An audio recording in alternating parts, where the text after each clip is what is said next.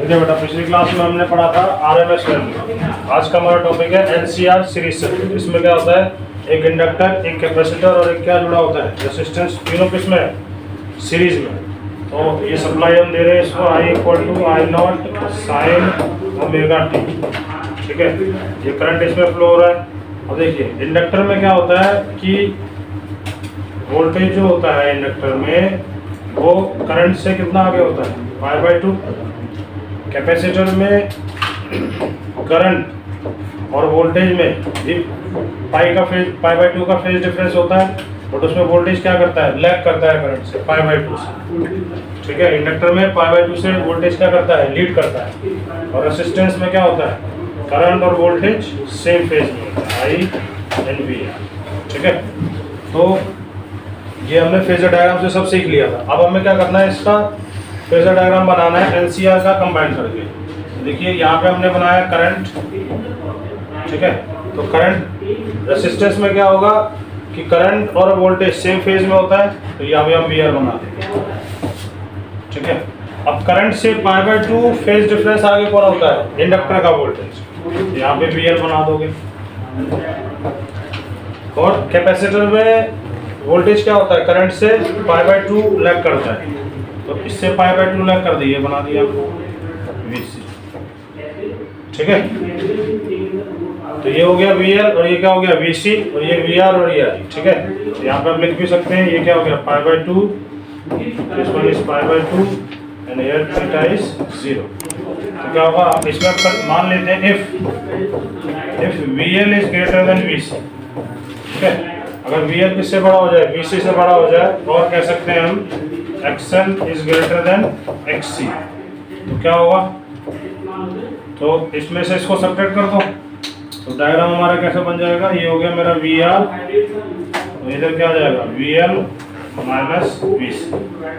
VL में से VC vector को घटा दिया। अब इसी के पैरेलल बना दो एक और वेक्टर, ये भी हमारा क्या होगा VL माइनस VC, और इसके पैरेलल एक और वेक्टर बना दो, ये क्या हो जाएगा VR। तो रिजल्टेंट वेक्टर क्या होगा, ये पैरेललोग्राम बन गया, तो रिजल्टेंट वेक्टर डायगोनल होता है।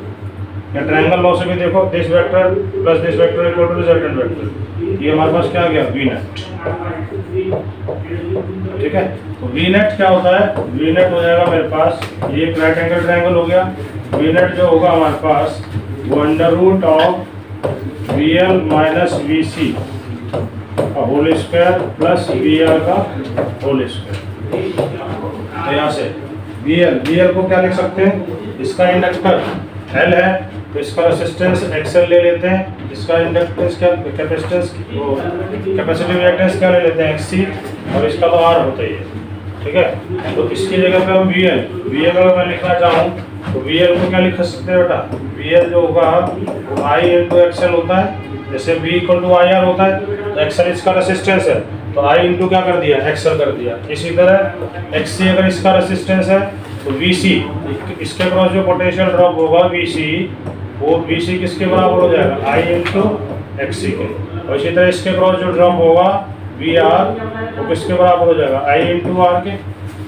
ये VR के बराबर आ गए, यहाँ बस वैल्यू पुट कर देंगे, क्या हो जाएगा बताओ, ये हो जाएगा IXL माइनस IXC इसका whole square plus IR whole square √100। ठीक है, यहाँ से क्या जाएगा बेटा, I कॉमन है, बाहर निकाल लो, तो I स्क्वायर बाहर आ गया, यहाँ बचा XL माइनस XC का होल स्क्वायर प्लस R का होल स्क्वायर। I पूरे में से बाहर निकालो, रूट में से I आ गया बाहर, अंदर क्या बचा XL minus XC whole square plus R square. तो यहाँ पे हो गया VNet, I को इधर ले आओ, इधर क्या बच जाएगा XL minus XC whole square plus R का होल स्क्वायर। और वोल्टेज अपॉन टोटल करंट क्या होता है, रेजिस्टेंस। अब इसमें क्या है, LV है, CV है और IR भी है, तो इस रेजिस्टेंस को हम अलग सा नाम दे देते हैं इम्पीडेंस। क्या बोलते हैं इसको, impedance, that is Z equal to हो जाता है XL minus XC whole square plus R का होल स्क्वायर का। ये NCAR सर्किट का रेजिस्टेंस होता है, उसको इम्पीडेंस बोला जाता है। Okay, Z is known as impedance. ठीक है, जेड को क्या बोला जाता है, इम्पीडेंस।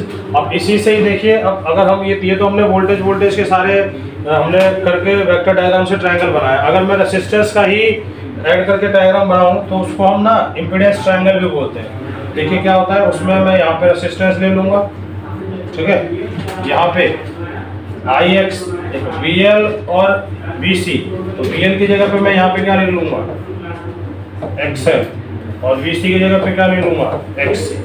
तो देखिए इसके पैरेलल एक वेक्टर बना दीजिए, ये क्या होगा, एक्स एल माइनस एक्स सी, और इसके पैरेलल एक वेक्टर बना दीजिए, ये क्या होगा, आर। तो ये जो आता है ये नेट रेसिस्टेंस आएगा, दैट इज जेड। तो वही जेड क्या हो जाएगा, जेड इक्वल टू क्या होगा, X L minus X C whole square plus R square का रूट।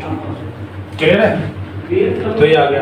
अब बेटा देखिए ये एंगल बना है फाई, ठीक है, ये एंगल क्या है, फाई, और इसी डायरेक्शन में क्या था, करंट भी था आई। तो बताइए करंट और वोल्टेज में, करंट और वोल्टेज में जो फेज डिफरेंस है वो कितने का है, फाई का है।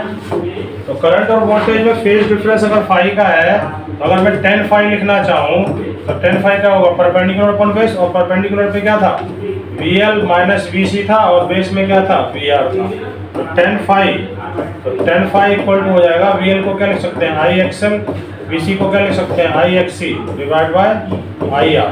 तो ऊपर से आई कॉमन ले लीजिए, क्या बचेगा, X L minus X C divide by R, I R, I से आई कैंसिल हो गया। यहाँ से देखिए 10 फाई का जो वैल्यू है वो X L minus X C divide by क्या आ गया, आर। तो यहाँ से फेज डिफरेंस मेरे पास आया 10 inverse of X L minus X C divide by R. तो अगर मेरे पास करंट का इक्वेशन I बराबर I not sine omega T है, तो वोल्टेज करंट से कितना आगे है, फाई आगे। तो इक्वेशन ऑफ वोल्टेज क्या हो जाएगा मेरे पास, इक्वेशन ऑफ वोल्टेज V बराबर हो जाएगा V not sine omega T plus phi, और ये फाई क्या होगा, ये होगा, तो हम पूरा इसको लिख सकते हैं V equal to V not sine omega T plus 10 inverse of X L minus X C divide by, ठीक है। और देखिए अगर फाइनल रिजल्ट में लिख रहा हूँ तो इसको ना मॉड ले लेता हूँ। मॉड इसलिए ले रहा हूँ कि हो सकता है कि एक्स से ज़्यादा हो एक्सएल से, तो फिर वहाँ पे माइनस आएगा, तो माइनस का लफड़े खत्म कर लो, इसलिए वहाँ पे क्या ले लेते हैं, मॉड ले लेते हैं, ठीक है। उसके बाद देखिए एलसीआर हमने पढ़ा, इसी से रिलेटेड एक टॉपिक है रेजोनेंस। रेजोनेंस में क्या होता है कि रेसिस्टेंस का वो वैल्यू जिस पे करंट क्या हो जाए, मैक्सिमम हो जाए। तो Z इक्वल टू जो है मेरा XL माइनस XC का होल स्क्वायर प्लस क्या है, R स्क्वायर का रूट अंडर, ठीक है। तो अगर मैं करंट की वैल्यू लिखना चाहूँ I, तो I बराबर क्या होगा, V अपॉन Z होगा। V अपॉन R होता है, तो हमारे LCR सर्किट का रेसिस्टेंस तो क्या है, Z है, तो I क्या हो जाएगा, V अपॉन Z। अब इस करंट को मुझे क्या करना है, मैक्सिमम करना है। For current to be maximum, for current to be maximum, ठीक है। रेजोनेंस का मतलब ही होता है बेटा कि करंट को मुझे क्या करना है, मैक्सिमम करना है। तो for current to be maximum Z को क्या होना पड़ेगा, Z को मिनिमम होना पड़ेगा। अब Z मिनिमम क्या हो सकता है, अब देखिए Z equal to XL minus XC का whole square plus R square, तो कोई हटा दूं क्या होगा, Z minimum XL minus XC क्या, Z मिनिमम के लिए क्या हो जाए, XL माइनस XC 0। तो XL माइनस XC 0 हो जाएगा, तो Z मिनिमम का वैल्यू हो कितना जाएगा, Z मिनिमम का वैल्यू हो जाएगा R। Z मिनिमम का वैल्यू क्या हो जाएगा, R। R कैसे आया देख लो, तो XL माइनस XC को मैंने क्या कर दिया, XL माइनस XC का whole square plus R square का रूट अंडर, इसको 0 पुट किया तो ये R स्क्वायर हो गया। तो देखिए Z मिनिमम का वैल्यू कितना आ रहा है, Z मिनिमम का वैल्यू आ गया R। यहाँ से I मैक्स मैक्सिमम करंट जो हो जाएगा वो V बाय कितना हो जाएगा, R। तो रेजोनेंस के केस में I मैक्सिमम का वैल्यू V अपॉन R होता है। अब यहाँ से देखिए हमने एक कंडीशन देखी है, XL minus XC equal to क्या है, 0। तो एक्सएल माइनस एक्ससी को अगर मैं 0 लिखूं तो क्या होगा आगे? एक्सएल हमें पता है क्या होता है, ओमेगा एल। एक्ससी क्या होता है, 1 upon omega C equal to 0। तो omega L equal to 1 by omega सी।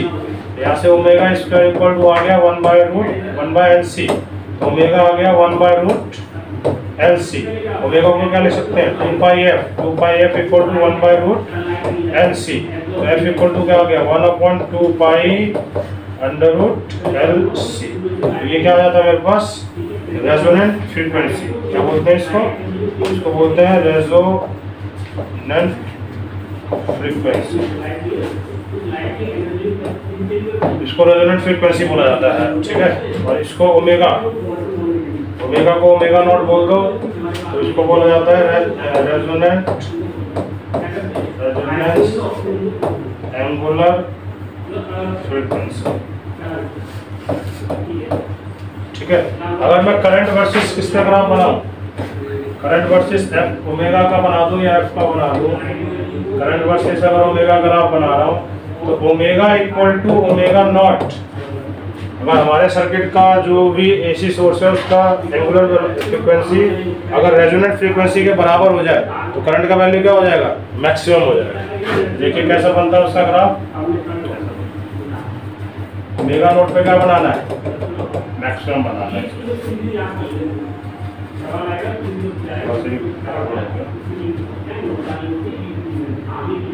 ऐसे ही शार्प कर बनाना है हमें।